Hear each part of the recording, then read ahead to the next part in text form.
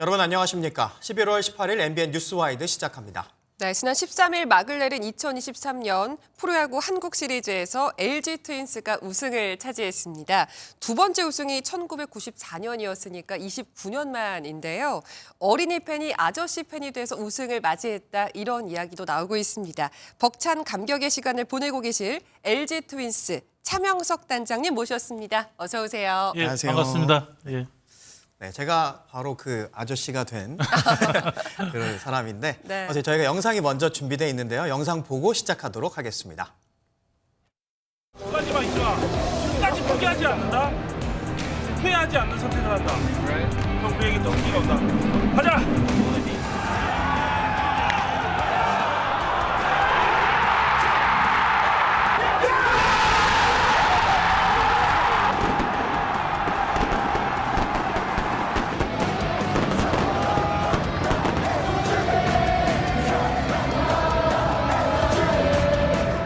야구단의 사업적 목적 아니면 과시야구에서 구단주가 되는 사람도 있고요. 정치권의 권유 때문에 어쩔 수 없이 하는 구단주도 있는데 구본무 회장 같은 야구를 얼마나 사랑했냐면 대한민국 최초의 돔구장을 LG가 지으려고 했거든요. 구본무 회장의 야구는 나 혼자 즐기는 게 아니라 야구를 좋아하는 모든 사람들과 함께 즐기는 그런 대상물이었거든요. 그래서 그 야구인들이 두산과 LG가 야구를 사랑하는 마음은 단 1% 의심하는 사람이 없을 겁니다.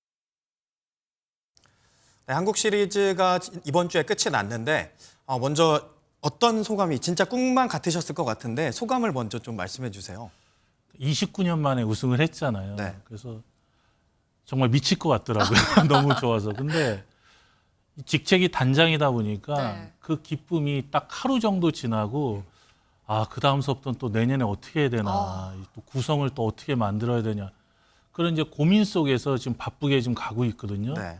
근데 사실 그때만큼은 그렇게 행복할 수가 없었어요, 솔직히. 네. 네. 그러니까요. 어제 우승 기념 행사 있었다고 예, 들었는데 있었습니다. 예. 그 전설의 소주 예. 뭐 축배를 드셨을까요? 예, 어제 그 구광모 그 구단주께서 네. 축배를 이제 축배사 하시면서 저희가 축배를 들었는데 그 도수가 굉장히 좀 35도라 높거든요. 네. 네, 네. 근데 그걸 이제 한 번에 드시는 바람에 그 옆에 있는 사람들까지 다 같이 마셔야 돼서 조금 취했습니다. 그런 비하인드 스토리가 있었군요. 근데 그 소주가요. 예. 29년 어쨌든 20년 이상 네. 지났으니까 그게 이제 다 날아가고 없다 아니면 뭐 식초로 변했다 이런 한간에 여러 소문이 있었는데 사실은 저희가 세 개가 있었는데 네. 그게 좀 증발되면서 그 세 개를 하나로 모았습니다. 그 모아가지고 그 통에 한 4분의 3 정도 남았었는데 사실 이제 술은 나머지 여부는 좀 일본에서 공수해 오면 되는데 네. 저희가 궁금했던 거는 이게 29년 지났는데 그러니까요. 마셔도 될까? 네. 그래서 다들 곰곰이 이걸 어떻게 할까 하다 제가 걱정하지 마라. 그냥 임창규 선수부터 먹게 해봐라. 그래서 탈이 없으면 그냥 하자 그랬는데 네. 다행히 아무 탈도 없었어요. 그걸로 그냥 드신 게 예, 맞나요? 맞습니다. 그렇군요. 임창규 선수가 먼저 먹었나요? 먹으려는데 안 먹더라고요. 그래서 할 수 없이 제가 먼저 마셨습니다. 예. 그러셨어요. 네, 그리고 이제 구본무 회장 아까 영상에서도 잠깐 나왔었지만 그 선수들에게 롤렉스 시계를 선물하겠다. 1등 네. MVP. 그것도 사실은 선물을 못 하고 있었잖아요. 전달이 그렇죠. 어제도 됐나요? 그 97년도에 저희가 단목 행사라고 해서 행사 도중에 선대 회장님께서 롤렉스 시계를 갖고 와서 MVP한테 주겠다 했는데 저희는 사실 그때 내년이나 내후년쯤이면 이게 누군가 받을 거라고 했는데 29년이 지났거든요. 그래서 이제 오지환 선수가 어제 네. 지금 구단주 구광모 네. 회장으로부터 롤렉스를 받았죠. 받았는데 이제 본인이 그거를 좀 모든 사람들이 볼 수 있고 그다음에 선대 회장님의 유품이기 때문에 좀 자기가 갖기에는 좀 버겁다. 그래서 다시 구단에 반납을 했죠. 네. 기증을 했죠. 네, 네. 그래서 지금 구단주께서 새로운 시계를 거기서 또 선물하는 그러니까 수여해주고 다시 받고 네. 또 증여가 되는 그런 모습들이 좀 나왔습니다. 네. 훈훈한 결말을 맞은 걸로 정리를 하겠습니다. 네. 그렇다면 아까도 말씀을 해주셨는데 내년이나 내후년쯤 이제 선수들한테 줄 수 있을 것이다. 우승을 할 수 있을 거라고 생각을 하셨는데 왜 이렇게 오래 걸렸던 걸까요? 글쎄요, 이게 여러 가지 요인이 있었는데 네.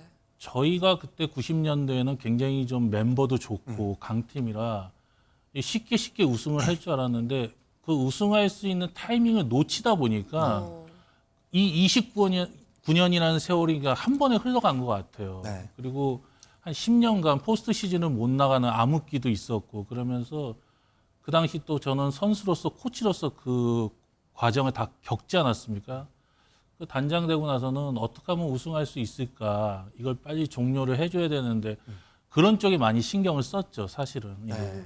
아무래도 사실 영상에서도 많이 나오지만 그 팬분들도 그렇고 선수들도 그렇고 사실 뭐 우승하면 당연히 울 수도 있고 하지만 유독 더 크게 오열하는 모습도 많이 보였던 것 같고 한데 누가 좀 그렇게 많이 울었는지. 사실은 뭐 저도 좀 많이 울었고 네. 오지환 선수, 그다음에 임창규 선수 예전에 LG 트윈스에 들어와서 10년 이상 된 그 선수들은 네. 아무래도 좀 벅찬 그 기분을 네. 감출 수가 없었던 것 같아요. 네. 네, 그렇다면 이렇게 압도적인 실력으로 통합 우승을 차지할 수 있었던 비결은 어디 있다고 보세요? 일단 처음서부터 선수들 구성을 갖다가 차근차근 잘 만들어 놨고요. 그다음에 사실은 저희는 작년에 우승을 목표로 했었는데 네. 작년에 실패를 하지 않았습니까? 그러다 보니까 좀 미안하게도 그 유지영 감독을 갖다가 재계약을 안 하고 예, 예. 지금 영경혁 감독을 모시고 와서 나머지 부분을 좀 채운 것 같아요. 그러니까 쉽게 얘기하면 구수를 모으는 거는 단장인데 그걸 꿰서 보배로 만드는 건 감독인 것 같습니다. 네. 그래서 올해 그 두 가지가 다 맞아 떨어진 것 같습니다. 작년에 사실 우승을 목표로 하셨다고 하셨는데 작년에도 보면은 그 어떻게 이렇게 지지? 이렇게도 질 수 있네라는 것도 있었는데 올해는 또 반면에 첫 경기 아쉽게 지고 약간 그런 생각은 안 드셨어요? 이번에 또 이런 생각은 혹시 안 하셨나요? 불안하죠. 그리고 한국 시리즈를 진출한 팀들은 첫 경기가 굉장히 어렵습니다. 저희도 거의 한 30일 가량 쉬다 나오니까 아무리 준비를 잘해도 경기 감각이라는 게 좀 있지 않습니까? 그게 좀 부족해서 저희가 1차전을 졌는데 사실 지고 나면 온갖 그 불안한, 불길한 생각만 네. 들 수밖에 없거든요. 근데 2차전에 박동원 선수가 네. 역전 홈런 치는 거 보고 이제 됐다. 이 나머지 경기는 우리가 잡을 수 있다. 그런 좀 네. 확신을 가졌죠. 그럼 그 경기를 통해서 이번 한국 시리즈가 약간 우리한테 왔다라고 생각을 하신 거예요? 박동원 선수의 홈런을 보고. 그렇죠. MVP는 오지환 선수가 탔는데 네. 저희가 경기 내용을 5경기 다 분석하면 게임 체인저는 박동원이었던 것 같아요. 왜냐하면 그 홈런 하나로 모든 그 기운이 다 LG 쪽으로 왔고 네. 또 그 경기를 잡으면서 3차전에 오지환 선수가 극적인 3런 네. 홈런도 칠 수 있는 그 분위기를 만들었다는 점에서는 박동원 선수의 홈런이 제일 컸던 것 같아요. 6차전까지 안 가고 5차전에서 승리가 마무리가 네. 됐는데 전날 뭐 좋은 꿈 꾸셨어요? 아니요, 꿈을 꿀 수가 없는 게 잠을 네. 못 자겠어요. 아예 잠을 못 네, 주무셨구나. 한국 시리즈 하면서 침대에 누우면 네. 온갖 생각 때문에 잠을 잘 수가 없고 거의 가수면 상태에서 보냈는데 네. 우승하고 나서도 그렇더라고요. 그 기쁨에 하루 너무 정도는 기뻐서. 잠을 못 잤고 네. 근데 혹자들은 이왕 하는 거 7차전 가서 우승하면 더 좋지 않냐 그랬는데 제가 우승할 수 있는 장담만 해주면 내가 그렇게 하겠다 그랬거든요. 근데 5차전에 빨리 끝나서 그나마 좀 마음이 좀 홀가분해진 것 같습니다. 네. 그래서 뭐 한간에는 이번 우승의 비결은 뭐 차단장님이 우승의 주역이다라고 하는 이야기도 있어요. 그리고 애초에 처음에 단장으로 오셨을 때 5년 네. 안에 우승하는 전력을 만들겠다라고 하셨었잖아요. 네. 그 목표는 그래도 이루셨네요. 사실은 이제 제가 단장이 되고 나서 이제 구단주한테 처음 인사가 왔는데 구단주의 질문이 뭐였냐면 왜 모든 감독 단장들은 3년 안에 우승하겠다는 얘기를 하는데 그거 왜 그렇습니까? 이렇게 물어보시더라고요. 그래서 제가 3년 안에 못 합니다. 근데 왜 3년 안에 한다고 합니까? 계약 기간이 3년이라 다 3년 안에 하겠다는 말씀을 드리는 건데 네. 실질적으로 구성이 안 된 팀, 전력이 약한 팀은 우승하는 데까지 한 5년 정도 걸립니다. 그랬더니 구단주께서 그럼 5년 안에 한번 만들어 보십시오. 이 얘기를 하셨죠. 예. 계약 기간은 3년 아니셨나요 그때는? 그렇죠. 하지만 그 예. 뒤에도 보장을 약간 받았다. 보장을 그 말을 통해서. 제가 받은 건 아니고요. 5년 정도를 필요하다고 말씀을 드렸는데 일단은 그 다른 사람들은 다 3년 안에 하겠다는데 이번에 온 단장은 5년이 필요하다고 하니까 거기에 대해서 이제 별 말씀 없이 한번 5년 한번 해보라고 네, 그렇게 말씀하셨죠. 네. 네. 단장도 엄청난 직책이지만 혹시 감독이 돼서 필드에 직접 나가시고 싶은 생각은 없으세요? 감독은 네. 제가 하고 싶은 거고 단장은 제가 해야 될 거였거든요. 근데 지금 하고 싶은 것보다 제가 해야 될 거를 먼저 하는 게 맞다고 생각했습니다. 단장 5년 동안 감독 제의를 받은 적도 있지만 네. 사실 팀을 만드는 과정에서 제가 좋아하는 일을 한다고 떠나기에는 너무 책임감이 없어 보였고 그다음에 LG 트윈스를 일단 우승을 한번 시키는 게 네. 제 인생의 꿈이었기 때문에 잘 선택한 것 같습니다. 그 이력을 보면 LG에서만 계셨고 예. KT에 잠깐 예. 계셨더라고요. 아무래도 좀 더 팀에 대한 애착이 더 있으실 것 같아요. LG에 대해서는. 사실은 LG에서 계속 있을 수 있었는데요. 제가 KT를 잠깐 갔던 이유는 너무 한 곳에만 있으니까 시야가 좀 좁아진다는 느낌? 그러니까 우물안 개구리처럼 제가 세상을 좀 멀리 못 보는 것 같아서 그때 구단한테 얘기를 했습니다. 제가 좀 다른 팀에 가서 다른 시각으로 LG 트윈스를 좀 볼 수 있는 기회를 만들겠다. 그래서 제가 KT를 갔었고 그다음에 다시 돌아왔는데 제가 지도자 생활 15년 정도 하는 과정에서 LG에서 14년보다는 KT에서 1년이 저를 더 성장시킨 것 같아요. 왜냐면 그 안에 있으니까 잘 모르겠더라고요. 네네. 근데 밖에서 보니까 저 팀이 무엇이 문제고 무엇이 잘못되고 있는지를 조금은 알 수 있겠더라고요. 그래서 그때 도움이 제일 컸습니다. 네. 근데 공교롭게 그 한국 시리즈 상대가 KT였잖아요. 혹시 그 1년 다녀오신 것이 큰 영향을 줬을까요? KT랑 하면서 그때 KT 직원들이 네. KT에도 있었고 네. LG에도 있었는데 막 그런 농담도 했는데 진짜 우연인 것 같아요. 어떻게 그렇게 딱 제가 있었던 두 팀이 네. 한국 시리즈에서 붙게 됐는지 네. 지금도 생각하면 참 아이러니합니다. 네.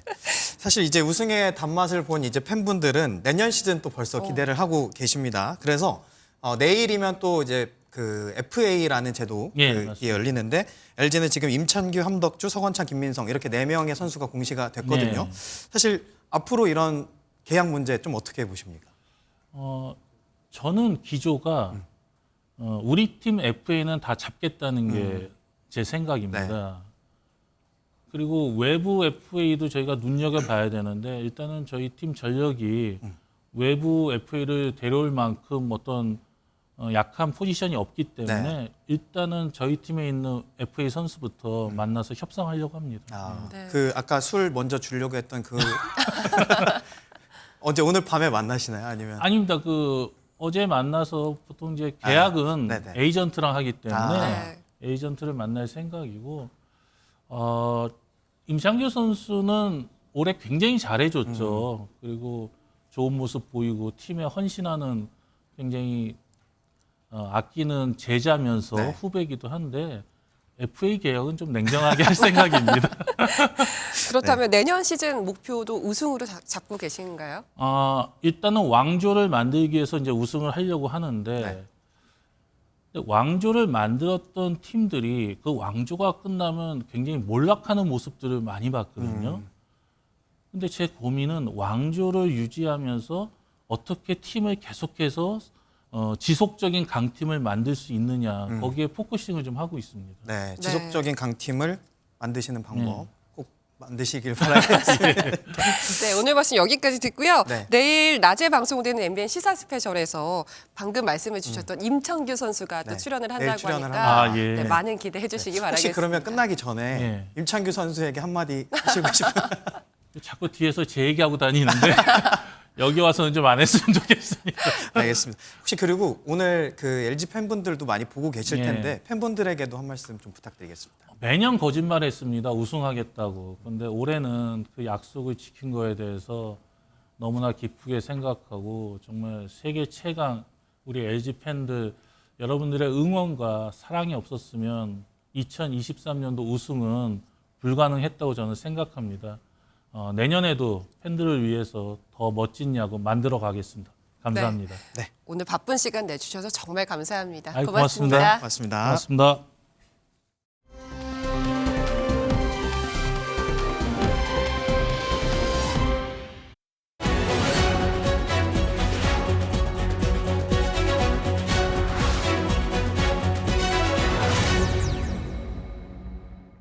권고 사항이었기 때문에 혁신안을 내지 않았기 때문에 받아들이지 않은 거고요. 또 역행하는 사람도 있고 그중에 그렇지만 결국은 우유를 마실래 아니면 매를 좀 맞고 우유를 마실래 이런 입장입니다. 저는 대통령을 사실은 거침없는 얘기하려고 한 열흘 전에 제가 여러 사람 통해서 뵙고 싶다고 그랬는데 대통령 직접으로 연락 온 건 아니고요. 돌아서 온 말씀이 만나면 오해 소지가 너무 크다. 그래서 그냥 지금 하고 있는 거를 그냥 소신껏 생각껏 맡아서 임무를 좀 끝까지 그렇게 우리 당과 우리가 필요한 거를 그냥 거침없이 해라. 이런 신호가 와서요. 인유한 위원장을 중심으로 꾸려질 혁신위는 그 위원회 구성, 활동 범위, 안건과 활동 기한 등 제반 사항에 대해 전권을 가지고 자율적, 독립적인 판단을 하게 될 것입니다. 일부 위원의 급발진으로 당의 리더십을 흔들거나 당의 기강을 겉들어뜨리는 것은 아마 하지 않아야 될 것이라고 생각하고요. 혁신위원회가 제안하는 여러 가지 발전적 대안에 대해서는 말씀드린 것처럼 존중하고 다만 당무에 개입하지 않고 있는 대통령을 당내 문제와 관련돼서 언급하는 것은 바람직하지 않다고 생각합니다. 난주간의 정치권 소식은 네 분과 함께하겠습니다. 김용남 전 국회의원, 박창환 장한대 교수, 최수영 전 대통령직 인수위 전문위원, 한민수 더불어민주당 대변인 모셨습니다. 어서 오세요. 안녕하세요. 네, 인요한 혁신위원장이 연일 강경 발언을 쏟아냈죠. 험지 출마 거부 혹은 침묵의 강경한 발언도 계속해서 쏟아내고 있는데 지난주에는 이런 표현까지 썼습니다. 매들겠다 이런 표현을 썼다가 비판의 목소리를 받기도 했습니다. 먼저 김용남 의원께 질문을 드리도록 하겠습니다. 일단 매들겠다라는 표현, 제가 사실 지금 계속 야구 얘기를 하고 싶었는데 이 얘기는 하지 않고 아무튼 어떻게 좀 평가하시는지. 뭐 야구 얘기하고 연결시켜 얘기하면 야구 방망이를 들겠다 뭐 이런 의미일 수도 있겠죠. 근데 인유한 위원장의 메시지는 분명합니다. 지금 활동하고 있는 혁신위가 출범하게 된 상황을 보면 사실은 혁신위가 아니고 비대위가 들어섰어야 될 상황이었어요. 그러니까 10월 11일 강서구청장 선거에서 참패한 이후에 비대위가 들어설 상황에 혁신위가 대신 출범하게 된 것이거든요. 그러니까 단순히 당 대표에게 조언 정도를 드릴 수 있는 혁신위의 위치가 아니고 어떤 면에서는 당 리더십을 대체할 수도 있을 만한 아니면 당 대표도 혁신위의 권고안을 거부하기가 어려운 상황에서 시작한 혁신이다 이렇게 생각이 됩니다. 근데 뭐 1호부터 2호, 3호, 4호까지 지금 혁신안이 나왔습니다만 사실상 2호에서 지금 막혀 있는 상황이잖아요. 2호가 바로 당 지도부, 친윤 의원, 영남 중진 의원들의 불출마 내지는 험지 출마 요구였는데 여기서부터 막혀 있는 상황을 돌파하기 위해서 인유한 위원장이 어떤 매를 든다든지 아니면 뭐 윤심을 확인했다라는 발언이 나오게 된 것이죠. 그러니까 김기현 대표는 일부 혁신위 위원들이 당의 리더십을 흔들고 있다라고 합니다만 당의 리더십은 혁신위 때문에 흔들리는 것이 아니고 강서구청장 선거에서 나온 민심에 대한 성적표 때문에 사실은 흔들리고 있는 상황이기 때문에 양측 간에 좀 인식이 다른 거 아닌가 상황에 대한 그런 생각이 듭니다. 거기에다가 인요한 위원장이 윤 대통령으로부터 소신껏 맡은 임무를 거침없이 하라 이런 메시지를 받았다라고 이야기를 했는데요. 뭐 대통령실에서는 그런 건 없었다고 선을 긋긴 했지만 혁신이 조기 해체에 이어서 여기에다가 용산에서 이런 메시지가 있었다라고까지 공개한 것은 김기현 대표를 강하게 좀 압박하기 위한 그런 수단이었던 걸로 봐야겠죠. 어떻게 보세요, 교수님? 사실은 지난 일주일 동안 굉장히 충격적이었습니다. 인요한 위원장의 등장이 국민의 명령을 받는 혁신인 줄 알았는데 알고 봤더니 용산의 대통령의 명령을 받는 점령군이었어요. 혁신이 아까도 말씀하셨지만 혁신위의 등장은 굉장히 생소했거든요. 예. 누가 보더라도 지금은 비대위로 가야 될 상황이었는데 혁신이다. 그런데 그래서 혁신이라는 거는 누구나 다 알다시피 혁신의 안을 내놓고 이 선으로 물러나는 건데 이게 혁신의 안을 내놓고 물러날 상황이 아닌 거예요. 그러니까 거의 소위 말하면 토사구팽입니다. 지도부부터 윤핵관 다 물러나라는 거예요, 사실상. 자, 이러다 보니까 그 사람들이 순순히 물러나겠습니까? 순순히 안 물러납니다. 사실은 혁신위가 제대로 임무를 수행했으면은 윤심의 윤자도 나오면 안 돼요. 그러는 순간 그 소위 혁신위가 뭘 하려는지가 소위 말하면 본체가 드러나기 때문에 윤석열 대통령이 드러나지 않은 상태에서 부드럽게 넘어가야 되는데 하도 이제 혁신위가 내놓는 것마다 지도부가 수용을 안 하니까 결국에는 혁신위 뒤에 대통령이 있다. 이 얘기가 이제 나오게 된 거예요. 네. 그러면 이제 국민들의 판단이 남은 겁니다. 그러면 이 혁신위의 이야기가 혁신의 칼자루를 쥐고 있는 사람이 누구냐? 사실은 아까 강서구청장 보궐선거 패배 이후에 국민의힘 내부에서도 그렇고 국민의 여론도 그렇고 혁신의 대상은 용산의 대통령 책임론이 굉장히 대두가 됐었거든요. 네. 그런데 결국은 지금 놓고 보면 혁신의 대상이 칼자루를 쥐고 있는 상황이 돼버린 거예요. 자, 이거를 갖다가 얼마나 아름답게 또 예쁘게 국민의힘과 혁신위가 잘 포장해 나갈지는 모르겠지만 일단 뭐 상황은 대통령의 토사구팽 시즌2 보고 있는 상황입니다. 이런 비판에 대해서 어떻게 보세요, 위원님? 뭐 굉장히 뼈아프게 받아들여야죠. 왜냐하면 사실 지금 혁신의 시간이 지금 출범한 지가 거의 한 달이 다 돼가는데 처음에는 저는 굉장히 의제 설정 능력이라든가 그다음에 돌파할 수 있는 주도권을 잡았다고 좀 봤었어요. 근데 사실 1호 혁신안이었던 대통합, 대통합 문제만 사실 뭐 추인이 되고 그다음에 사실 그것도 좀 갈등은 있었지만 그럼에도 불구하고 어떤 혁신의 두 가지 큰 방향, 그러니까 말하자면은 통합과 그다음에 혁신이라는 두 과제에서 하나의 그래도 물꼬는 튀었고 그다음에 거기에 대해서는 첫 단추는 잘 끼었다고 봤는데 네. 2호 의제, 2호, 3호 사실 의제들은 이게 제도화 시스템이 뒷받침, 뭐 의원 정수 줄인다거나 하는 건 제도화, 이건 어떤 시스템이 뒷받침돼줘야 되는 거니까 조금 차후로 미루더라도 인유한 위원장이 아주 회심의 카드로 던졌던 말하자면 희생, 기득권에 대한 희생. 근데 그것이 물론 이제 험지출마냐 불출마냐 여러 가지 방식으로 나타날 수 있지만 희생을 얘기했는데 희생에 그 말하자면 답신들이 안 왔다는 거예요. 답신은 고사하고 사실은 뭐 일종의 저항으로 볼 수 있는 그런 그런 행태들이 나옴으로써 인유한의 혁신위가 지금 결국 윤 대통령실 측에다가 SOS를 칠 수밖에 없는 이런 상황까지 왔다는 거는 혁신위가 지금 자기의 시간을 잃어가고 있다는 방증이죠. 그래서 혁신위가 지금 남은 시간이 이렇게 많지 않은데 저는 이렇게 생각합니다.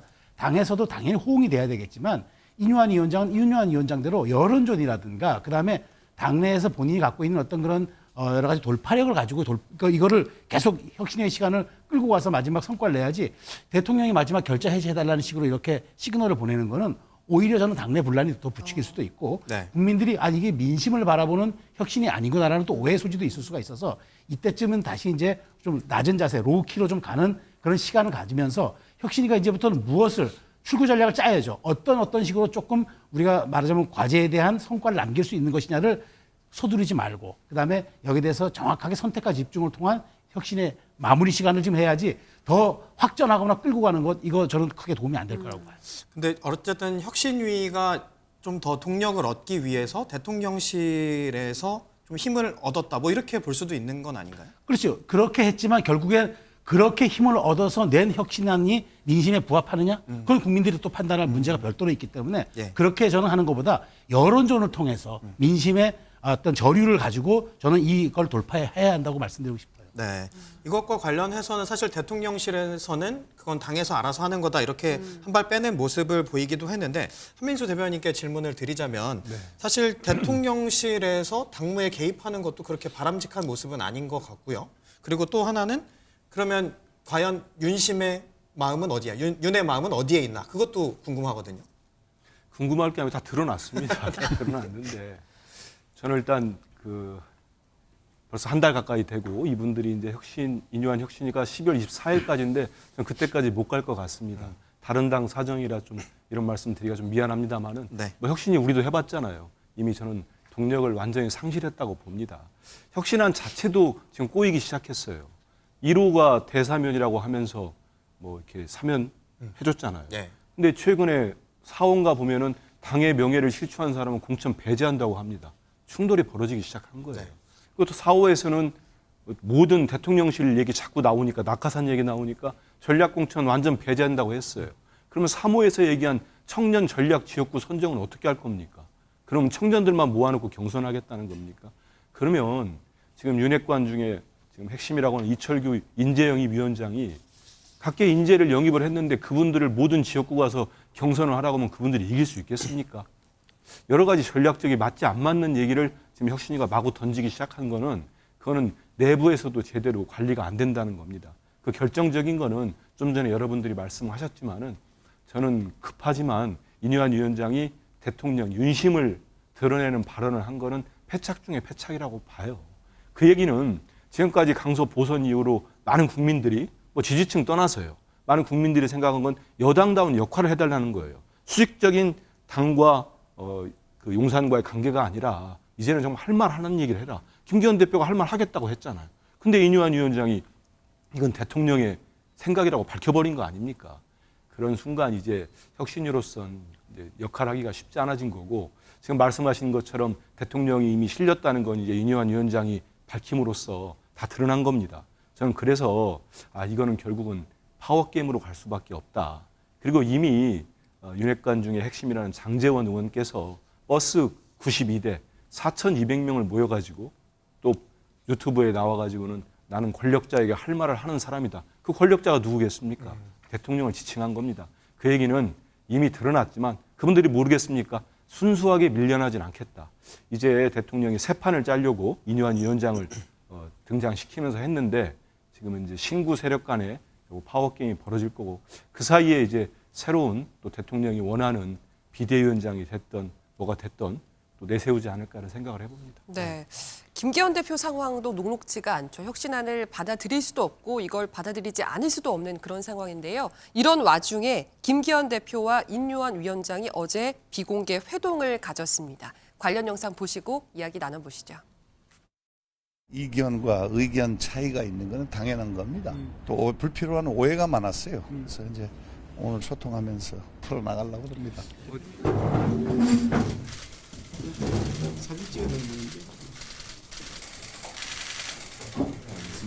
힘드시죠? 아유, 뭐 살아 있습니다. 아주 대단하시오. 근데 오해는 좀 풀리셨습니까? 근데 인 위원장님이 윤심을 있다고 한 것에 대해서 좀 사과를 했나요? 고생하십니다. 예. 김기현 대표께서는 혁신위의 가감 없는 의견과 아이디어를 계속 전달해 주시기를 바란다고 말씀을 하셨습니다. 인유한 혁신위원장님께서는 이에 대해서 당의 고통스러운 쓴소리라도 혁신적으로 계속 건의를 드리겠다고 했습니다. 저희 인유한 위원장께서는 조금 혁신위원들 중에서 일부 조금 불만족스러운 생각을 가지고 계신 위원님들의 말씀도 전달을 좀 드렸습니다. 네, 어떤 보도를 보니까 김기현 대표가 긴급으로 연락을 했다 이런 표현까지 쓰더라고요. 그 정도로 좀 인유한 위원장의 파격적인 발언을 김 대표가 제지하기 위해서 급하게 나선 거다 이렇게 봐도 될까요? 우선은 상황을 수습해야 되는 것은 맞죠. 왜냐하면 계속 인유한 혁신위원장은 어떠한 희생 요구 그리고 혁신안에 대해서 안을 던지는데 이게 당 지도부에서 받아들여지지 않고 있는 상황이고 또 갈등이 점점 증폭되고 있는 것처럼 비춰지는 모습이기 때문에 김기현 대표 입장에서도 부담스러울 수밖에 없죠. 그리고 김기현 대표는 혁신위가 출범할 때 분명히 얘기를 했단 말이죠. 정권을 주겠다. 뭐 어떠한 혁신안이라도 받아들이겠다는 취지로 이야기를 했는데 네. 그 혁신의 대상으로서 이제 본인이 지목되다 보니까 그렇다면 이거를 본인이 어떠한 정치적 결단 내지 희생을 요구받고 있는 상황에서 그걸 또 안 받으면 국민들에게 비춰지는 모습은 아니 혁신하겠다고 하더니 내가 손해보지 않는 선에서의 혁신만 이야기한 것이냐 뭐 이런 비판을 받을 수 있기 때문에 빨리 갈등을 봉합하고 어쨌든 좀 상황을 수습하면서 시간을 벌어야 되는 상황인 건 틀림없어 보입니다. 근데 이게 혁신이가 그래도 지금 남은 활동 기간이 거의 40일, 뭐 30일이 넘는 기간이 남아 있기 때문에 얼마나 더 봉합이 될지는 잘 모르겠어요. 결국엔 결론은 어떤 식으로든 내야 되거든요. 결론이 만약에 제대로 안 나고 혁신안이 당 지도부 또 원내 의원들로부터 받아들여지지 않는다. 네. 그러면 인유한 혁신위원장을 비롯한 혁신위원들이 어떤 결단을 내릴 수밖에 없겠죠. 그러니까 두고 봐야 되는데 조마조마합니다. 그런데 의원님께서 지금 어쨌든 생각해 보기에 이 혁신안들이 사실은 뭐 중진들의 불출마, 뭐 내지는 험지 출마 요구가 있었고 또 청년 비례대표 당선권의 50%뭐 이런 것들이 있지 않았습니까? 지금 당 상황을 생각한다면 뭐라도 다 혁신 받아야 되는 거 아닙니까? 그렇죠. 사실은 강서구청장 보궐선거에서 확인된 민심에 의하면 뭐 인유한 위원장의 그 취임 당시의 말대로 와이프하고 아이 자식 빼고는 다 바꿔야 되는 상황인 거는 틀림없죠. 근데 어쨌든 모든 혁신과 개혁에는 저항이 있기 마련인데 인유한 혁신위원장이 전술적으로 전략적으로 한 가지 실수를 했다면 초반에 전선을 너무 넓혔어요. 그러니까 싸움의 제1원칙이 첫 번째가 적을 너무 많이 만들지 마라. 한꺼번에. 그러기 위해서는 단계적으로 좀 정리를 해 나가는 방법이 필요했을 텐데 당 지도부, 친윤 의원, 거기에 영남 중진 의원까지 한꺼번에 언급을 하다 보니까 다 적이 된 것이죠. 그 전선이 너무 넓어져 갖고 당 지도부의 어떤 용단을 촉구할 원내 세력이 없어진 것이죠. 그러니까 그거는 조금 전술적으로 전략적으로 좀 아쉬운 점이 있습니다. 네. 어제 어쨌든 김기현 대표와 인유한 위원장이 만나긴 했지만 이 만남, 이 회동의 성과가 있었느냐 여기에 좀 회의적인 시각도 있더라고요. 어떻게 평가하세요? 저는 이거 수습 쉽지 않은 상황이라고 봐요. 굉장히 중요한 상황을 지금 대목 시기를 지나고 있는데 자, 생각해 보자고요. 대통령 뜻까지 밝혀서 당신들 물러나라고 그랬습니다. 그런데 만약에 물러나지 않으면은 대통령의 뜻이 관철되지 않은 거예요. 대통령제 국가에서 이제 대통령 된 지 1년 반밖에 안 됐는데 대통령이 여당 지도부 이선으로 물러나시오 했는데 웃기지만 안 물러나 이렇게 되는 순간 그걸 우리는 뭐라 그러냐면 레임덕이라고 부릅니다. 여기서 만약에 혁신이나 또는 인유한 위원장이 흐지부지 돼가지고 뒤로 물러나잖아요. 그것은 곧 레임덕의 시작입니다. 그렇다고 칼질을 만약에 하게 되면 가만히 있을 사람들이냐 이거죠. 정치권에서 청년들 50% 공천, 국민의 눈높이에 맞춰서 좋다 이거예요. 그런데 이분들이 지금 우리가 재보궐선거에 패배한 게 물론 국민의힘도 잘못했는데 국민의힘만 잘못해서 여기까지 왔냐라는 거예요. 사실은 용산 대통령실의 그런 소위 말해서 이념 전쟁이 너무 지금 상식의 궤를 벗어났기 때문에 여기 온 거거든요. 즉 당시에 국민들은 혁신의 대상을 용산이 혁신해야 된다라고 얘기를 했는데 용산은 반사 그래가지고 그거를 지도부하고 윤핵관한테 떠넘긴 거예요. 지금 국면을 전환시킨 겁니다. 그러면은 그 국면 전환에 순순히 다하고 좋다. 우리가 희생해서 윤 대통령의 뜻을 이어가라. 이렇게 하면 좋은데 이분들이 공천 못 받으면은 다음이 있냐라는 거죠. 그러니까 지금 입 대빨 나와서 비서실장을 주던가 뭔가를 주고 물러나라고 그래야지 뭔가도 없이 그냥 막 물러나라고 하면 되냐. 이래가지고 이게 지금 배가 가라앉게 생겼으니까 지금 스톱. 우리 잠깐 생각 좀 해보자. 그래서 지금 숨 고르기 국면에 들어간 겁니다. 그런데 숨을 고르더라도 조만간 결론을 내야 돼요. 그런데 혁신이가 뒤로 물러날 가능성은 없다고 봅니다. 물러나는 순간 레임덕에 빠집니다. 그렇기 때문에 어떻게든 소위 지도부와 윤핵관을 달래서 뭔가 교통 정리를 해야 되는 그런 상황 아니냐 이렇게 봅니다. 네, 대통령실이 국면 전환을 시켰다 이렇게 이야기를 하셨는데 최수영 의원께서 보시기에는 어떻게 평가를 하시는지 좀 궁금하네요. 대통령실이 국면을 전환했다기보다는 사실은 이제 인유한 위원장이 좀 전에 저도 김 의원님 말씀에 동의하는 건 사실 순차적으로 이게 개혁 과제를 설정하거나 그다음에 이제 압박을 통해서 여론의 등을 업고 그다음에 여론의 힘을 빌려서 이렇게 압박해 나가야 되는데 너무 초반에 이제 전선을 확장시켜 버리다 보니까 그것이 어떤 인유한 혁신의 주목도를 높이고 국민적 관심사를 좀 더 끌어올리고 그다음에 그것으로 인해서 국민의힘의 혁신에 굉장한 관심사가 이루어진 건 분명하지만 그게 빛이라면 그늘이 너무 컸단 말이에요. 왜냐하면 이게 사실은 모든 정치인들이 자기 총선에서 정치 생명을 건 게임을 하는 건데 나를 사지로 내모라라고 할 때는 최소한 그런 명분과 시대 정신, 대의 이런 것이 전제로 가야지 우리가 지금 국면이 불리하니까 당신들이 좀 희생해줘야 되겠어라고 하는 거는 그건 감동도 없는 사실 험지 출마예요. 그러니까 그동안에 우리가 어떤 그 중진들의 험지 출마라든가 큰 정치인의 인생, 정치 역정을 바꿔놨던 그런 험지 출마라든가 그런 기득권 포기는 사실 시대 정신이 뒷받침돼줄 때 하는 거지 단순히 지금 이게 위기니까 우리가 위기를 좀 돌파해 봅시다라는 측면은 너무 작단 말이에요. 그러니까 그런 측면에서 저는 혁신이가 조금 초반에 그런 혼선을 빚었고 저는 대통령실은 어쨌든 확인해 줄 수는 없는 거죠. 왜냐하면 대통령실이 혁신 작업에 개입했다? 그 후과를 어떻게 감당하겠습니까? 그리고 그건 또 혁신도 아닌 거죠. 그런 측면에서 놓고 본다면 지금은 이제 오롯이 저는 임 위원장이 이제 속도 조절이라든가 그다음에 강약 완급 조절을 통해서 지금 어쨌든 이걸 성과를 내야 되는데 지금 제가 보기엔 이제 이런 것들도 조금 있는 것 같아요. 그러니까 중진들이라든가 험지 출마 요구받는 분들은 지금 뭐 예를 들어서 김포 신도시라든가 그다음에 공매도 금지라든가 당이 던지고 있는 말하자면 총선 프레임이나 의제들이 있지 않습니까?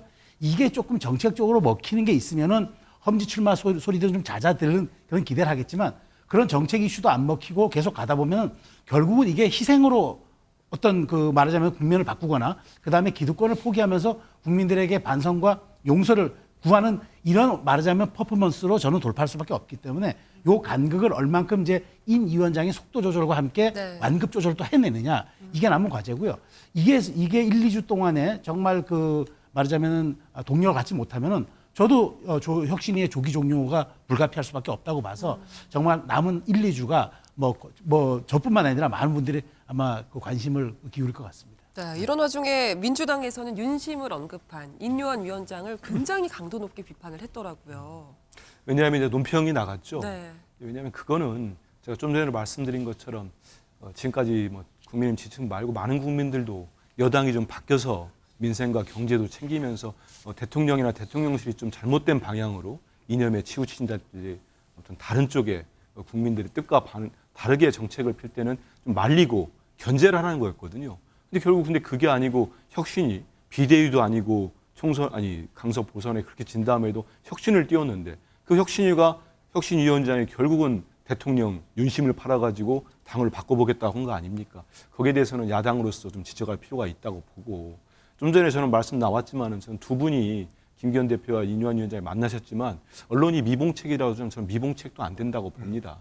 결국은 서로의 입장만 확인을 했고 저는 지금 가장 공경에 처했고 지금 사경을 헤매는 분이 김기현 대표라고 보거든요. 왜냐하면 본인이 정권 줬는데 본인의 목을 치러 들어왔고 김포의 서울시 편입이라고 승부수를 던졌는데 거의 자충수가 돼버렸어요. 그런 상황인데 다만 지금까지 이제 뭐 임기는 혁신위가 12월 24일까지 있지만 앞으로 어떤 5호, 6호, 7호, 8호, 10호를 내놓더라도 남은 것 많은 국민들 사이에는 2호입니다. 결국은 당 지도부와 영랑 중진 그다음에 윤핵관들의 불출마 또는 험지 출마만 남을 거예요. 그게 되는지 안 되는지 보는데 저는 이미 시기가 실기를 했다고 봐요. 이제는 감동이 줍니다. 희생이라 하면 좀 억울하더라도 대의를 위해서 나의 기득권을 내려놓는 거가 되는 거예요. 근데 지금은 밀려서 되는 겁니다. 대통령에 밀려서 아니면 다른 큰 외부의 힘에 밀려서 되는 겁니다. 저는 하나 묻고 싶어요. 영남에 대구의 다선이신데 주호영 전 원내대표가 강서 보궐선거에 무슨 책임이 있습니까? 그분이 지금의 대통령과 집권당의 실정에 뭔 책임이 있어요? 갑자기 대구를 떠나라고 하면은 저는 그분 심정이 이해가 돼요. 나 안 떠나겠다고 하지 않습니까?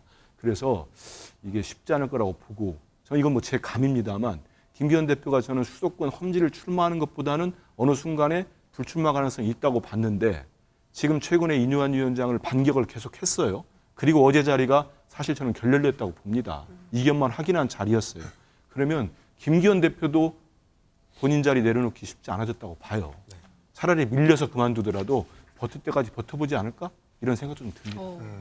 만약에 뭐 갑자기 혁신안을 받는다 이러면 민주당 입장에서는 뭐 위기의식을 오히려 느낄 수도 있는 거 아닌가요? 근데 뭐 다른 당에서 하는 거 물론 뭐 영향이 없을 수는 없습니다. 하지만 우리 민주당도 지금 총선기획단이 활동에 본격적으로 들어갔고 대표가 인재위원회도 맡았고 해서 저희들의 어떤 타임 스케줄대로 움직이고 있는데 저희도 쇄신과 혁신 통해서 국민들께 우리 민주당만의 정책과 임무를 보이도록 하겠습니다. 네, 알겠습니다.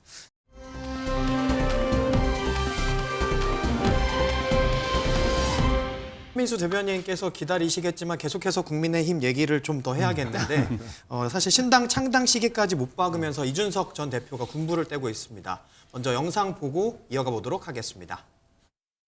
지금 제가 만약에 내일 만약 제가 어떤 일을 해가지고 그런 역할을 맡게 된다면 전권을 맡게 된다면은 저는 한 110석, 120석 할 자신 있어요. 저한테는 솔직히 지난번에 지방선거 12대 6으로 역대 타이 기록을 세웠거든요. 그런데도 공격이 막 세게 들어왔어요. 당장 대통령께서는 저에게 이건 오늘 제가 처음 밝히는 거고 저한테 경기도지사 패배의 책임을 물으셨어요. 아, 그랬어요? 저한테 직접. 근데 그 와중에 지방선거 12대 6으로 역대 기록을 낸 게 그것마저도 만약에 뭐 승리의 원흉같이 이렇게 만들어버리면은 예, 저는 그거는 솔직히 기분이 상한 걸 넘어가지고 뭐하러 합니까 그거는. 의혹 자체가. 그러니까 하더라도 좀 더 의미 있는 도전을 하지. 내가 보기엔 그 가능성은 없다고 생각을 해요. 솔직하게 얘기해서 국민의힘에 힘에서 어떻게 해서 이준석 대표가 당 대표가 됐고 그다음에 대통령 선거를 마치고 지자체 선거까지 마치고 난 다음에 이준석 대표가 최근에 이런 상황에 이르게 된 게 어떻게 됐느냐 이걸 갖다가 냉정하게 생각해 볼 것 같으면은 그런 가능성은 배제할 수가 없는 거죠. 저는 이준석 전 대표도 본인이 신당에 관한 결심을 아직 굳히지 못하고 뭐 하루에도 몇 번씩 마음이 왔다 갔다 할 거라고 저는 짐작을 합니다. 신당이라는 게 그냥 총선 앞두고 무슨 떴다방 같이 배지들 몇 명 모여가지고 그냥 해가지고 3번 받거나 4번 받아가지고 그렇게 한다고 저는 성공한다고 보지는 않습니다. 네, 이준석 대표의 영상이 나왔는데 사실은 그 전에는 이렇게까지 얘기하진 않았던 것 같아요. 근데 이번에는 나한테 비대위원장 하면 자신 있다. 그러니까 이거는 사실 당에 그러니까 당에 대한 마음이 있다. 당에 들어올 수도 있다. 이런 이야기를 한 건가요? 아니면 시켜주면 잘할 수 있다. 나한테 당 대표에 버금가는 어떤 권한이나 자리를 주면 이 당에 남아 있을 수도 있다는 뉘앙스가 분명히 묻어 있죠. 근데 내용은 대단히 실망스러워요. 내가 이 선거를 내년 총선을 지휘하면 110에서 120 정도는 자신 있다? 네. 아니 지금 의석수 수준이잖아요. 그러면 역대 총선 중에 가장 폭망한 참패한 선거가 지난 2020년 총선이었는데 내가 비대위원장 되거나 나한테 권한을 주면 지난 총선 정도 110석을 하면 지난 총선만도 못한 거거든요. 그 정도 할 자신이 있다는 게 저게 자신 있으면 안 되는 거죠. 저거는 저거보다 훨씬 잘해야 되는 건데 아마 이준석 전 대표의 의미는 지금 국민의힘이 그 정도로 엉망으로 망가져 있는 상태다. 그러면서 자신이 꼭 필요한 존재다라는 것을 다시 한번 어필하고 싶은 것 같아요. 그러니까 유승민 전 의원의 지적대로 아직 결심을 못하고 하루에도 몇 번씩 마음이 바뀌는 상황 아니냐 이런 말이 나올 수밖에 없는데 그 신당의 어려움은요. 제가 보기에는 이런 겁니다.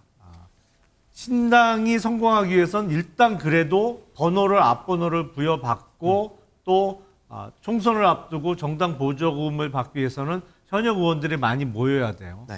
민주당에서 탈당한 현역 의원이나 아니면 국민의힘에서 이제 들어온 현역 의원들이 모여야 되는데 양당의 공천 프로세스가 그렇게 빨리 진행 안 되거든요. 절대로. 공천이 아무리 빨리 돼봤자 제일 먼저 받는 사람들이 2월 중순도 공천이 아직 시작 안 됐죠. 2월 하순이나 돼야 그때부터 시작이란 말이에요. 그러면 2월 3월에 공천 탈락하는 현역 의원들 모아서 신당을 만들기에는 시간이 너무 부족한 것이죠. 그러니까 어느 정도는 신당을 하려면 본인이 먼저 뛰쳐나가서 신당 설립 절차를 완료하고 그러니까 소위 깃발을 꽂아놓고 일로 오십시오 해서 나중에 현역 의원들을 모으는 방식으로 가야 되는데 그 리스크가 크잖아요. 그러니까 과연 그 리스크를 감내할 어떤 마음의 다짐이 되어 있느냐. 제가 봐도 글쎄 확실하게 결심을 굳혔다고 보기는 조금 어려운 취지의 발언들이 연일 나오고 있습니다. 네. 근데 천하용인의 천하람 위원장은 현역 의원 20명 합류할 수 있다라고 얘기했거든요. 그럼 이거 어렵다고 보시는 거잖아요. 아니 신당을 만들어 놓고 4월 10일 총선 전에 20명 정도는 모일 수도 있겠죠. 왜냐하면 공천에서 탈락한 현역 의원들이 신당을 찾아갈 수 있으니까요. 근데 그래갖고는 글쎄요, 총선을 제대로 치를 수 있을까요? 사실은 20명이라는 게 지난 2016년 당시 안철수 국민의당 대표가 창당하듯이 현역 의원들을 적어도 한 석 달 전에는 20명이건 30명이건 우르르 데리고 나가는 식의 창당이면 훨씬 파괴력이 있겠지만 당장 현역 의원이 한 명도 없는 단계에서 창당을 하기도 쉽지 않지만 그 당이 총선의 돌풍을 일으키는 건 어느 정도 준비 기간이 필요한데 글쎄 천하람 위원장이 얘기한 20명은 최종적인 4월 10일 총선 기준으로 20명 아닌가 싶어요. 네. 뭐 그런가 하면 이준석 신당 이야기가 나오면서 박청원 교수님께 질문을 드리자면 사실 이 전 대표 본인이 친박연대를 모델로 하고 있다 이렇게 이야기도 했더라고요. 네, 그만큼 뭐 그 영남 지역에서 돌풍을 일으킬 수 있겠다 이런 기대감을 갖고 지금 얘기를 하는 것 같아요.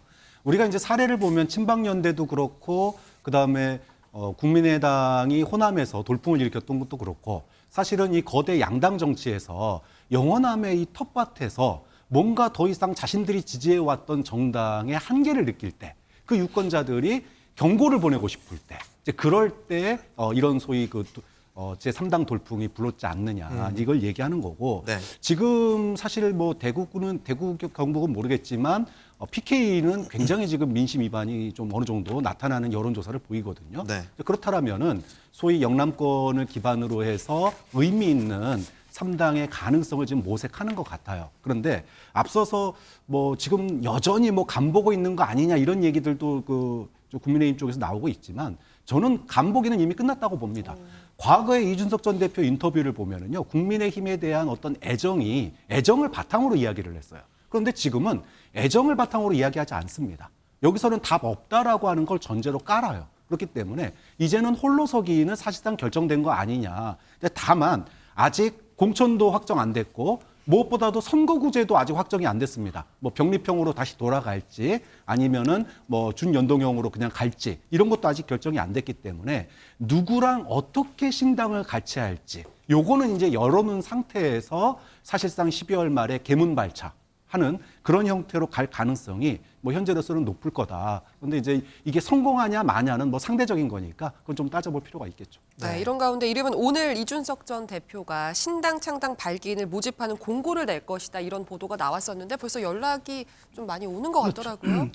아마 오전 10시 반인가 아마 이제 그 페이스북에 올린 것 같은데 네. 뭐 여기저기서 속도가 굉장히 빠르게 지금 모이고 있다는 지금 그런 보도들이 있어요. 그런데 예. 지금 저는 조금 흥미로운 지점이 이겁니다. 그러니까 지금 이준석 전 대표가 자기는 이제 모델을 굳이 한다면 친박연대 모델을 하겠다라고 한 거잖아요. 저는 여기에 좀 약간 포인트가 있다고 봐요. 왜냐하면 친박연대가 정말 그 총선 3주 전에 급조된 정당이거든요. 그리고 이제 이게 제가 굳이 표현하자면 작용에 대한 반작용의 결과물로 나타난 겁니다. 그러니까 이른바 친이계가 친박계를 공천 학살하니까 그 결과로 나타난 그 사람들을 가지고 창당을 해가지고 국민도 속고 나도 속았다 이러면서 그런 메시지의 힘을 받아서 해서 이때 이제 16석을 차지를 했단 말이에요. 네. 근데 이제 자민련이라든가 과거의 국민의당이라든가 이런 창당들을 놓고 보면은 뚜렷한 비전과 지역 기반을 갖고 창당을 합니다. 그래서 자민련은 대구 경북을 기반으로 한 데다가 당시 그때 삼성 상용 자동차가 부산으로 옮겨갔기 때문에 지역에 굉장한 상실감과 소외감을 동력 삼아서 성공했던 케이스니까 이슈가 있었고 지역 기반이 있었고 국민의당은 뚜렷하게 그러니까 말하자면 새민연이 당시 새민주 정치연합이 어떤 반호남 정서에 대해서 그런 것들이 이제 보여지니까 바로 호남의 깃발을 꽂으면서 거의 싹쓸이하다시피 한 거거든요. 이것 또한 이 말하자면 지역 연구와 이슈가 있었던 거죠. 근데 지금 이준석 대표가 얘기하는 거는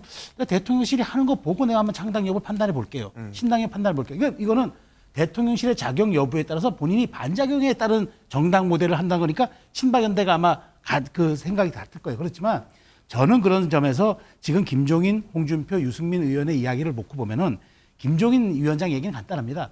빨리 다른 생각하지 말고 금태섭이하고 신당 창당해라는 얘기고 홍준표는 동력 꺼져가는 것 같습니다라는 얘기고 유승민 의원은 신당 창당하기 어려울 겁니다라는 얘기입니다. 저는 이게 해법기를 돌리면 그렇게 된 것 같은데 그래서 저는 더 이상 이제 이준석 전 대표는 내가 하루하루 지날 때마다 신당 창당 가능성이 1%씩 올라간다 얘기하는데 저는 거꾸로 오히려 이제 과반을 넘어서 이제 자꾸 이제 내려가는 그런 수치로 느껴져서 이준석 전 대표가 이제 결단할 수 있는 시간은 많지 않다고 저는 보고, 그다음에 지금 말씀하신 것처럼 뭐 병리평이나 여러 가지 비례신당 창당하려면 지금의 말하자면 선거구제와 밀접한 관계가 있기 때문에 네. 그걸 본다고 하지만 네. 이런 식으로 가다 보면 결국 신당이라는 건 국민적 여론에 힘입어서 가는 건데, 저는 동력 다 떨어지면 뭘로 할 겁니까? 배지들 말하자면 공천에서 탈락한 배지들 수로 할 겁니까? 전 그래서 저도 부정적으로 조금 전망합니다. 네. 뭐 작용에 대한 반작용이고 좀 명분이 없다 이런 이야기를 해주셨는데, 한민수 대변인께서는 좀 어떻게 보고 계신지? 저는 이제 신당 창당 쪽으로 이미 기울었다고 봅니다. 왜냐하면 회군을 하기 위해서는 명분이 필요한데 명분과 실리가 필요하죠. 근데 일단 명분을 보면은 이준석 전 대표가 이 정도까지 왔고, 지금 오늘 벌써 지지자들은 이제 사실상 당을 출범한다고 할 때 그분들이 실질적으로 당원까지 가능한 사람들을 모집하고 있는 거예요. 그걸 엮어내고 있는데, 이 상태에서 회군을 한다고 하면 그 상당히 많은 실망하는 사람도 많이 나올 거고, 네. 본인이 일단 타깃은 분명히 잡지 않았습니까? 친박연대라는 표현까지 썼다면은 본인은 보수, 중도 보수 여기를 타깃으로 해서 자기가 세를 모은 다음에 다시 한번 국민의힘에 들어가든 그때 가서 보수 본류를 자기가 장악하겠다, 접수하겠다는 얘기예요. 다음 총선 넘은 다음에.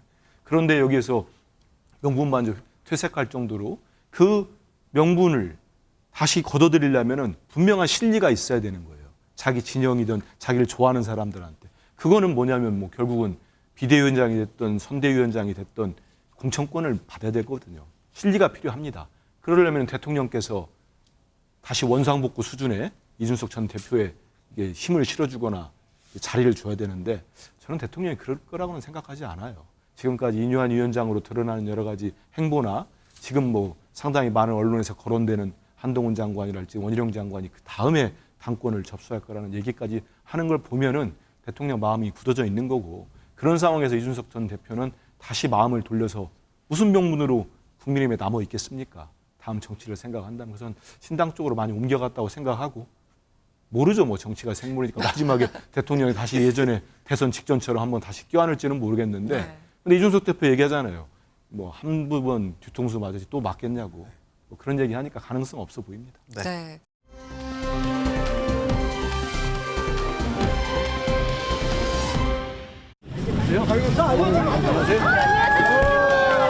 한장관님 반갑습니다. 안녕하세요. 반갑습니다. 반갑습니다. 반갑습니다. 반갑습니다. 예. 제가 대구에 두 번째 왔는데요. 저는 평소에 대구 시민들을 대단히 깊이 존경해 왔습니다. 네, 감사합니다. 또 제가 몇 년 전에 어려웠던 시기에 저를 또 따뜻하게 품어줬던 이 고장입니다. 그래서 떠나고 5년 만에 왔더니 정말 이 감회가 특별하고 뭐 고향에 온 것 같은 그런 느낌입니다. 그리고 한 1, 2주 사이에 아마 김기현 대표의 거취가 정리되고 나면은 이제 어르신 보수층에서는 야, 최근에 보니까 한동훈 장관이 시원하게 싸우네. 이 사람은 네. 비대위원장 해야겠다. 이런 식으로 몰아갈 가능성이 있다. 네네. 저는 둘 중 하나라고 봅니다. 오늘 가서 찍으셨는지 모르겠습니다만 대한민국의 국무위원회 가족은 이 적십자 관련한 봉사활동을 아주 오래전부터 모두 다 해왔습니다. 그 뭐 통상적인 그런 활동 같은데요.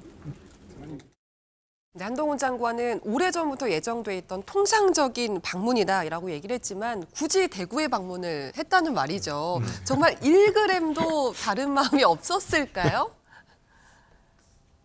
그래야 알 수 없죠. 근데 지금 자료 화면에도 나옵니다만 윤석열 대통령이 검찰총장으로 재임하고 있던 시절에 검찰총장으로서 마지막 출장지가 제 기억에 의하면 대구였습니다. 네. 그때 대구 고검에 순실을 가면서 사실상 그 이후에 이제 검찰총장 사표를 내고 정치권에 입문하는 과정을 거치게 되는데, 한동훈 장관도 이제 대구 가서 뭐 간 거는 법무부 산하의 스마일센터라는 그 개관식에 참석하니까 장관의 직무 범위 내에 포함이 된다고 보여집니다만, 가서 한 언행들은 여느 법무부 장관하고는 완전히 달라요. 네. 그러니까 발언도 뭐 대구 시민에 대한 존경, 사랑 뭐 이런 것을 표현했고, 또 사진을 시민들과 함께 찍으면서 뭐 한 3시간 네. 있었다는 거 아니에요? 네. 사진 찍는 데만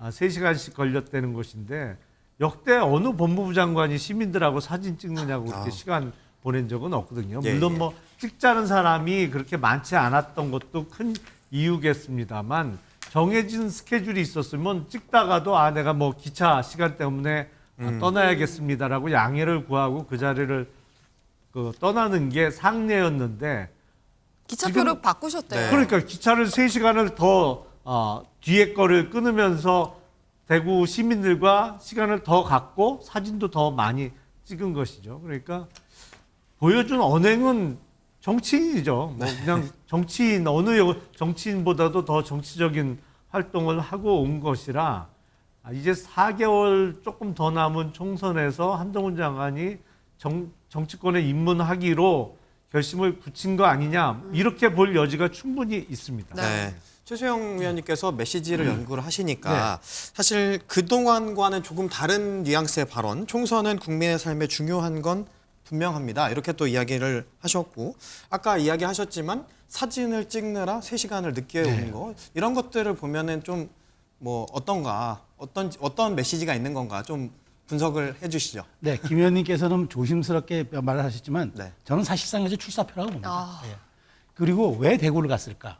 저는 장소의 메시지 학도 있다고 봅니다. 그러니까 지금 이준석 전 대표가 계속 난 대구에서 정면 승부할 거다. 대구에서 내가 정면 돌파해서 이준석의 존재 가치를 입증할 거다라고 하니까 내가 원래 정통 보수야라고 내려간 것 같아요. 네. 대구를 방문한 것 같아요. 그러니까 뭐 지난번 윤석열 대통령처럼 전 검찰총장을 그만둘 때 그날 가서 그 다음날 그만두는 뭐 그런 정도의 저는 퍼포먼스는 아니라고 보지만 이번에 대구 방문은 뚜렷한 핵심 메시지가 내가 보수의 정통이고 내가 줄이고 나는 정치를 하면은 여기 국민의힘에서 시작할 거고 여기에서 아마 승부를 보겠다라는 그걸 강조하기 위해서 간 것 같고요. 그다음에 이제 이준석 전 대표를 다분히 저는 의식한 그런 행보였다고 봅니다. 그러니까 이게 물론 법무장관의 통상적인 이제 뭐 순회 일정이지만 대구라는 장소와 갖는 어떤 굉장히 정치적 상징성 때문에 그렇게 해석할 수밖에 없는 거고 그다음에 사실 예매한 기차표까지 물을 정도로 3시간 정도 했다는 거는 웬만한 연예인급 아이돌 스타를 뛰어넘는 사실 인기를 입증한 거란 말이에요. 사실은. 그러니까 그런 것들이 보수의 심장이라는 대구에서 어떤 모습으로 비춰졌을까. 그리고 저것이 과연 언론에 소비되고 회자되고 전달될 때 어떠한 파괴력과 어떠한 이제 말하자면 전달력을 가져갈 것인가. 이것들이 다 이제 평가받는 거겠죠. 더더군다나 이제 한동훈 장관의 부인도 적십자사 활동을 통해서 이제 말하자면 공식적으로 사실상 데뷔한 거나 다름없기 때문에 저는 이제 앞으로 한동훈 장관의 후임자 뭐 선정 얘기도 뉴스에 나오고 있더라고요. 뭐 인사검증 들어갔다. 그래서 점점 속도감이 빨라질 것이고 다만 등판 타이밍은 여권에서 가장 좀 말하자면 드라마틱하고 좀 말하자면 시선을 집중할 수 있는 그 시간을 골라서 아마 한동훈 장관의 전격 저는 정치권에 입문할 가능성도 상당히 높아지고 있다라고 생각이 됩니다. 네. 위원님께서 그 배우자의 첫 공개 행보 얘기를 해주셨습니다. 이거 좀 예상된 준비된 행보였다고 보세요? 아니면은 정말 통상적인 업무였는데 그냥 찍혔다고 보세요? 한동훈이라고 하는 이름은 윤석열 정부와 뗄래야 뗄 수가 없는 사람입니다. 뭐 현 정부의 황태자다 이렇게 불러도 누구도 이의를 제기하지 않아요. 그러면 한동훈 장관의 부인이 사진 처음 찍혔겠습니까? 예전에도 찍혔을 거예요. 그런데 왜 이 시기에 하필 이 타이밍에 전반적으로 이렇게 사진이 쫙 그 기자들에게 돌아서 언론에 보도됐을까?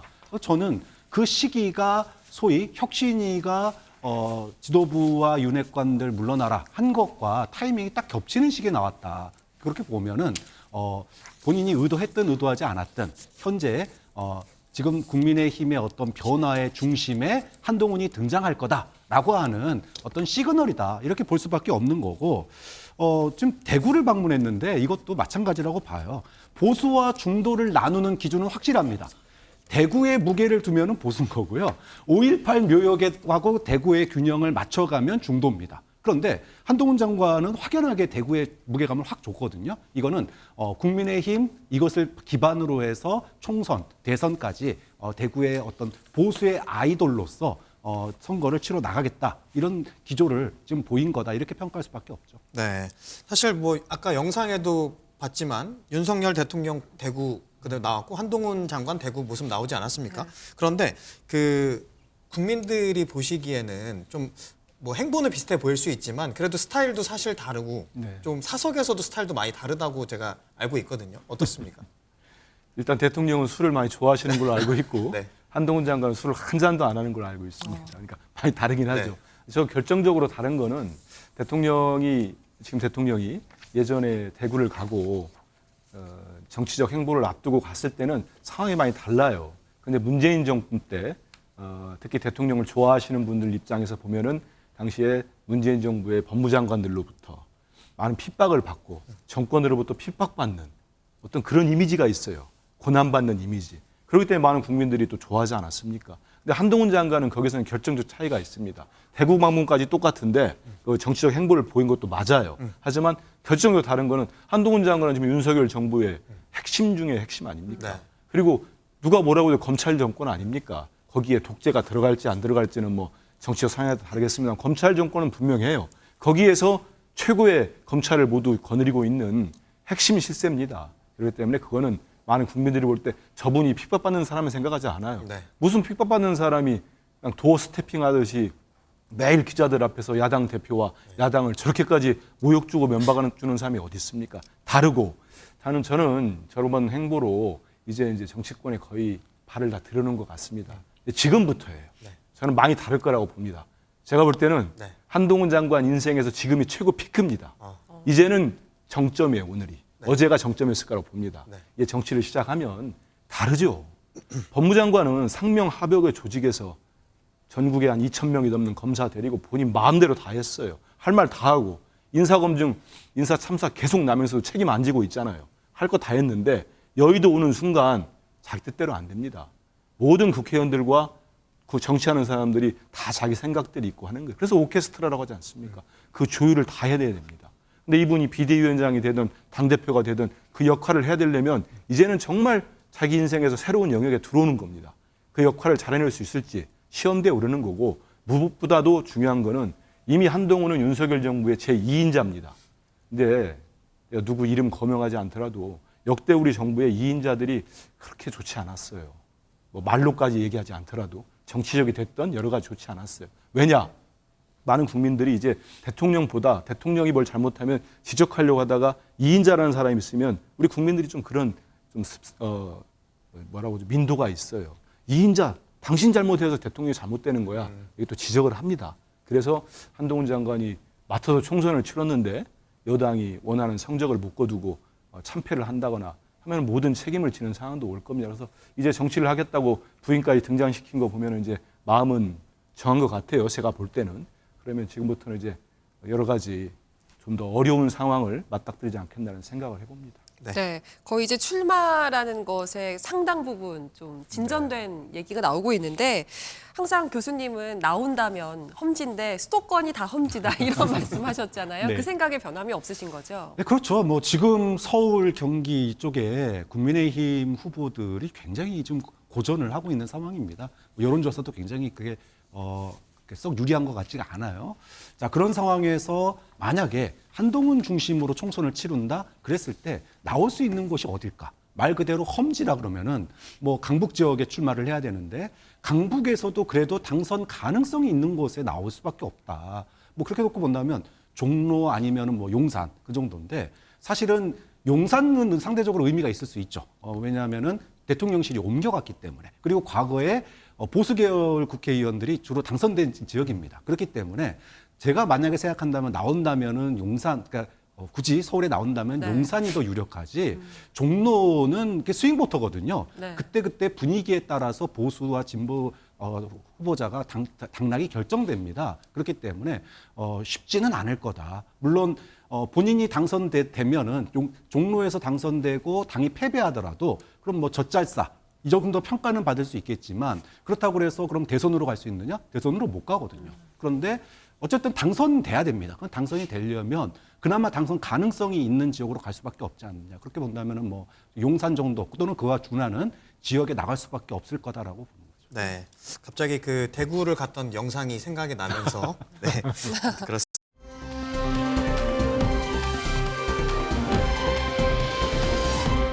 네, 계속해서 더불어민주당 이야기를 해볼 텐데요. 더불어민주당은 비명계 의원들이 공동행동에 나섰습니다. 먼저 영상 보고 대담 이어가 보도록 하겠습니다.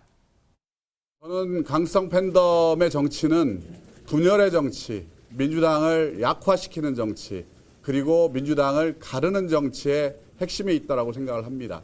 친문 팬덤, 또 친명 팬덤으로부터 꾸준하게 지속적으로 공격을 받아온 사람으로서 그 매운맛이 다릅니다. 옛날에는 그저 그러려니 했는데 이거는 오프라면은 더 심한 말씀까지 하겠는데 제가 당해왔던 것 중에 가장 센 거예요, 요즘이. 김원경 혁신위가 하지 못한 일, 그래서 당의 근본적 혁신을 해야 되겠다라고 하는 것에 대해서 저희가 그런 혁신의 얘기, 그리고 원칙과 상식에 걸맞는 국민들과 함께하는 호응하는 그런 의제들을 던져나갈 생각입니다. 당연히 대체적인 뜻은 같이 하는데 저는 코앞에 탈당 여부를 결정해야 될 입장이고 그 혁신 원칙과 상식 모임의 의원들은 아직 탈당에 대해서는 생각을 안 하고 있는 입장이기 때문에 입장이 좀 차이가 있어서 거기에 참여를 안 한 것입니다. 네, 모임 이름이 원칙과 상식이고 사실 이런 내용을 이야기했습니다. 이재명 방탄정당 이제 그만, 그리고 한 달 내에 변하지 않으면 결단을 내리겠다 했는데, 먼저 한민수 대변인께 질문을 드리면 당내에서는 지금 좀 어떻게 보고 있는지 그게 궁금합니다. 생각들이 다를 겁니다. 왜냐하면 저분들이 네 분이 모여서 저런 모임을 결성하고 입장을 밝힌 거에 대해서 우리가 지도부 회의 때랄지 이런 최고위 비공개 회의 때 전혀 논의 자체를 안 됐기 때문에, 거론 자체가 안 됐습니다. 그건 제가 확실하게 말씀드리기 때문에 그래서 당 차원의 어떤 얘기를 한 건 없습니다. 결국 이제 개인적인 생각들을 얘기하는 건데, 저는 그 네 분 중에 정말 절친한 분도 있고 다 아는 분들, 기자 때도 만난 사람도 있기 때문에 저분들을 폄하할 생각은 정말 전혀 없습니다. 그리고 본인들 다 처한 위치가 다 달라요. 지금의 총선을 불과 5개월도 안 남은 상황에서 다 다르기 때문에 거기에 맞는 행동들이나 입장이 나왔을 거라고 봅니다. 하지만 당에서 이런 모임을 결사체를 만들면서 밝힌 입장문 치고는 제 개인 입장으로 볼 때는 조금 실망했습니다. 왜냐하면 강성 팬덤을 얘기하면서 본인들의 정치적 이런 엄중한 결단을 하겠다고 얘기하는 거, 멀리는 YS DJ 김영삼 대통령이나 김대중 대통령 좋아했던 분들이 얼마나 많습니까? 강성 팬덤이었죠. 그리고 그러면 노무현 대통령 때 노사모 없었습니까? 박근혜 대통령은 박사모 없었습니까? 문재인 대통령은 문파가 없었습니까? 좀 전에 이준석 전 대표 얘기하지만 저렇게 좋아하는 팬덤이 있는 거예요. 이분들이 과하게 무슨 유해를 가하려고 한다든지 모욕적인 언사, 당에서 제명까지 시켰습니다. 당원을. 그리고 이재명 대표가 제가 알기로도 한 10여 차례 경고도 주고 공개적으로 하지 말라고 얘기도 하고 했습니다. 회의 때도 얘기했었고 수박이라는 용어도 쓰지 말라고 강하게 얘기했습니다. 그런데 여기서 강성 팬덤으로 본인들이 새로운 결사체를 만드는 명분을 삼았다는 건 저는 좀 이해는 좀 잘 안 되고, 거기에다가 예를 들어가지고 무슨 이렇게 제명인의 마을 얘기하면서 이장직 내려놓으라고 하는데, 아니 제명인의 마을에 제명이가 있어야 하고 민순의 마을에 민수가 있어야지. 그건 좀 이상한 것 같아요. 그래서 본인들 좋아하는 분들 있지 않겠습니까? 그런 것보다는 점점 크게 한번 보십시오. 헌정사 처음으로 우리 제1야당 당사가 검찰로부터 압수수색을 계속 당했습니다. 국회도 당했습니다. 헌정사 처음으로 제1야당 대표가 검찰에 소환을 6번을 당했습니다. 압수수색을 400번 가까이 당했습니다. 이런 상황에서 우리가 큰 대의로 모여서는 힘을 합쳐 싸우는 게 중요하지.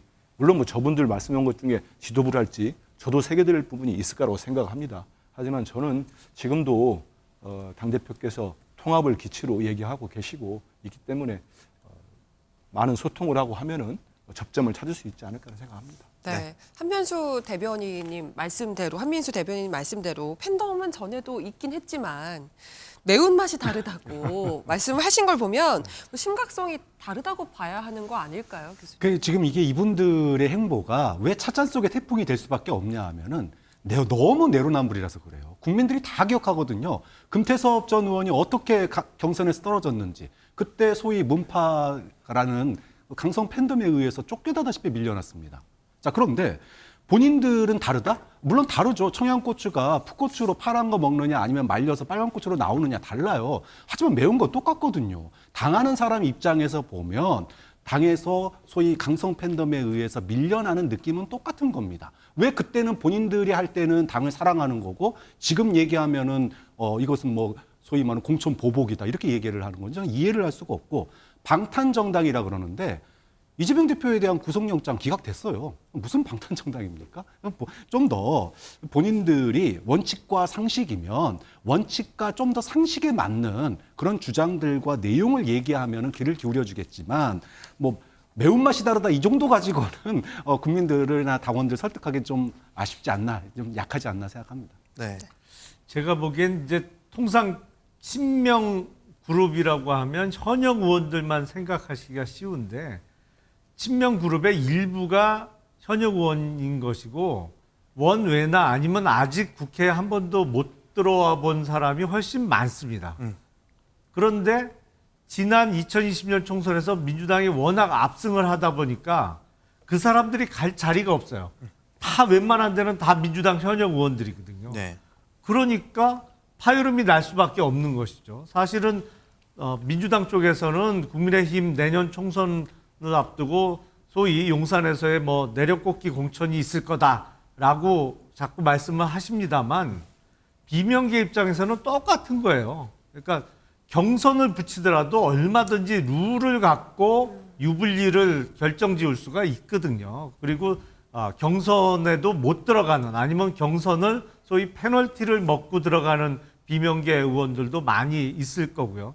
그러니까 신뢰가 없는 상황이기 때문에 비명계 의원들이 당의 어떤 변화를 지금 요구하면서 목소리를 내기 시작한 것이고 원래 총선 앞두고는 정치적인 에너지가 가장 막 펄펄 끓을 때이기 때문에 예. 어떠한 뭐 당적과 관련한 정치적인 결단도 있을 가능성이 매우 높아 보입니다. 네, 그 이상민 의원 얘기를 해보려고 하는데요. 이 모임에 당연히 참여할 줄 알았는데 안 가셨더라고요. 네. 알고 보니까 탈당을 염두에 두고 있다. 그러면 일각에서 제기됐던 대로 국민의힘으로의 입당이 현실화될 수 있을 거라고 보세요? 그 조정훈 그 시대전환 의원이죠. 이제 국민의힘에 가가지고 네. 이제 지금 인재영입을 맡고 있는데 이분이 묘한 말을 했더라고요. 만약 이상민 의원이 온다면은 내가 뛰어나가서 버선발로 맞이하겠다. 근데 여기서 한 발만 조금 생각해 보면은 이분이 만약 국민의힘에 들어와서 당선되면 6선이 됩니다. 그럼 국회의장 1순위예요. 자, 근데 이런 분을 과연 그러면 국민의힘이 앞장서서 영입을 할 것인가? 그리고 또 이분이 민주당에 남아 있으면 또 민주당 똑같은 고민하는 거죠. 6선 의원이 될 수 있는 분에게 공천을 줄 것인가? 여러 가지가 있기 때문에 저는 이상민 의원이 선뜻 여기 이번 모임에 참석하지 않고 원칙과 상식에 참석하지 않고 굉장히 본인이 좀 저울질하고 있는 것 같아요. 그런데 제가 보기에 분명한 거는 원칙과 상식이라는 게 힘을 가지려면은 진짜 김은경 혁신이가 못한 혁신의 역할을 해줘야 됩니다. 그러니까 민주당이 사실상 지금은 이재명 일극 체제로 가고 있는 이런 상황에서 확실한 소금의 역할을 해야만 가능한 것이지 팬덤만 비판하고 본인들도 과거에 팬덤에 의존했던 적이 있기 때문에 그런 측면에서 놓고 본다 그러면은 저는 이상민 의원과 지금 여기 원칙과 상식에 참여하는 의원들이 대의 명분을 얘기할 때 본인들이 정치적 선택을 하거나 하는 것에서도 대의와 명분이 충분해야지 동력을 얻을 수가 있지 말 따로 행동 따로 혹은 자신의 정치적인 계산만 앞세운다? 저는 그러면 조금 좀 혼란이 있을 것 같다는 생각이 듭니다. 네. 이번 주에도 참 뜨겁게 이야기 나눴습니다. 네 분 말씀 여기까지 듣고요. 뉴스와이드도 여기서 인사드리도록 하겠습니다. 함께해 주신 여러분 고맙습니다.